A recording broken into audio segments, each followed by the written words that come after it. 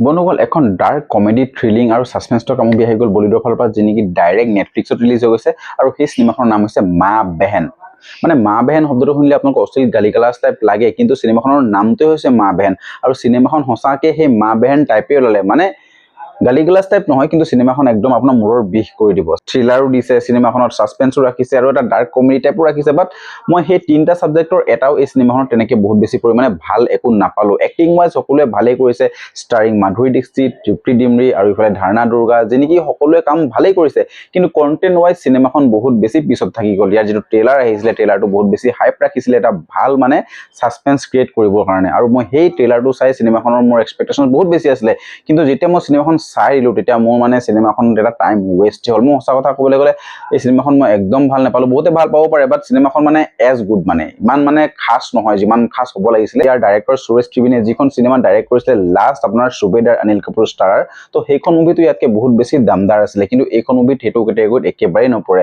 চিনেমাখনৰ যদি প্লটটো অকণমানকৈ কথা পাতিবলৈ যাওঁ, ইয়াতে তিনিগৰাকী লেডিৰ কাহিনী দেখুওৱা গৈছে, ঠিক আছে। সেই তিনিগৰাকী লেডিৰ ঘৰত এদিন হঠাতে এটা ডেড বডি পাই যোৱা যায়, আৰু সেই ডেড বডি পাই যোৱাৰ পাছত চিনেমাখনত এনেকুৱা টুইষ্ট এণ্ড টাৰ্মছ দেখুৱায় যে সেই ডেড বডিটো আচলতে কাৰ হ'ব পাৰে, মানে কোনে মাৰিব পাৰে, মানে ক'ৰ পৰা আহিলে, মানে কেনেকৈ তাত সোমালে, মানে বহুত বেছি কুৱেশ্যনে ভৰা এখন চিনেমা, য'ত নেকি আমি সেই কমিটমেণ্ট বা সেই কনভিকশ্যন ৱাইজ আমি আনচাৰখিনি এই চিনেমাখনৰ পৰা আমি নাপাওঁ, ঠিক আছে। ইয়াত মানে মাধুৰী দীক্ষিতক এটা বেলেগ কেৰেক্টাৰ বা বেলেগ এটা কেটেগৰী দেখাবলৈ বিচাৰি আছিলে ৰাইটাৰে, কিন্তু তেনেকুৱা ধৰণৰ একো ফিল নহ'লগৈ, ঠিক আছে। ক্লাইমেক্সটো আপোনালোকক একদম ফকতীয়া লাগিব ইয়াতে, যিটো আপুনি আনছেটিছফাইড ক্লাইমেক্স এটা পাব। চিনেমাখনত আমাক যিটো ডাৰ্ক কমেডি দেখাব লগা আছিলে, আমাক এনেকুৱা নহয় যে বহুত হাঁহি একদম পেট বিষাই যাব, তেনেকুৱা ধৰণৰ কমেডি নাই। এনেই আপোনালোকে চাই থাকোঁতে মিচিকীয়া হাঁহি এটা মাৰিব পাৰে, আৰু দুটা এটা সময়ত মানে আপোনালোকে এটা ছাছপেন্স ক্ৰিয়েট কৰিব, তাৰপাছত আপোনালোকে সেইটো ৰিভিলো কৰিব। সেইটো সঁচা কথা ক'বলৈ গ'লে চিনেমাখনত মোৰ এটা বস্তুৱে মানে অকণমান আকৰ্ষণ কৰিলে, কিছুমান কথা, যে তৃপ্তি ডিমৰিয়ে যেতিয়া হাজবেণ্ডৰ লগত মানে অকণমান সেই কাজিয়া ঝাগৰা চিনটো হয়, সেইটো ক্ষেত্ৰত মানে অকণমান চিনটো অকণমান ছেটিছফাইং টাইপ লাগিলে।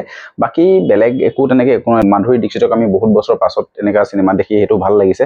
বাকী তৃপ্তি ডিমৰিয়ে বহুত ধুনীয়া এক্টিং কৰিছে ইয়াতে, সেইখিনি মানিবলৈ এক্টিং ৱাইজ ভালেই কৰিছে মানে। কিন্তু কণ্টেণ্ট ৱাইজ চিনেমাখন বহুত বেছি ভাল নহয়, সেইকাৰণে আপোনালোকে এবাৰ চাব পাৰে যদি ইচ্ছা কৰে। আৰু যদিও আপোনালোকে এখন চিনেমা স্কিপ কৰিব বিচাৰে তেতিয়াও ক'বলগীয়া একো নাই। এনেকুৱা নহয় যে এখন চিনেমা আপোনালোকে চাবই লাগিব, মানে আপোনালোকে কাম চাম এৰি যে এখন চিনেমা চাওক, তেনেকুৱা ধৰণৰ চিনেমা এখন নহয়। সেই বস্তুটো ডিজাৰ্ভ একেবাৰেই নকৰে। আৰু ইয়াত ৰবি কৃষ্ণৰ এক্টিংটো অলপমান ভাল হৈছে, বাকী বহুত বেলেগ তেনেকৈ ধৰণৰ ক'বলৈ নাই। আপোনালোকে যদি চিনেমাখন চালে আপোনালোকে জনাবচোন আপোনালোকে কেনেকুৱা পালে। মই কিন্তু পাৰ্চনেলি এখন চিনেমা বহুত বেছি ভাল নাপালোঁ, আৰু বহুত বেছি এডাল্ট বা ভলগাৰিটি এনেকুৱা চিনেমাখন নাই। আপোনালোকে ফেমিলি ফ্ৰেণ্ডলি চাব পাৰে, বাট কিছুমান আৰু কাপোৰৰ ক্ষেত্ৰত বা ডুৱেল মিনিং কিছুমান বস্তু আছে যিখিনি আপুনি অলপ চম্ভালি ল'ব লাগিব। বাকী চিনেমাখনত তেনেকুৱা ধৰণৰ একো নাই। আৰু যদি মোৰ ভিডিঅ'টো ভাল পাইছে লাইক কমেণ্ট শ্বেয়াৰ কৰিব আৰু ছাবস্ক্ৰাইব কৰিবলৈ একেবাৰে নাপাহৰিব। তো লগ পাইছোঁ নেক্সট ভিডিঅ'ত।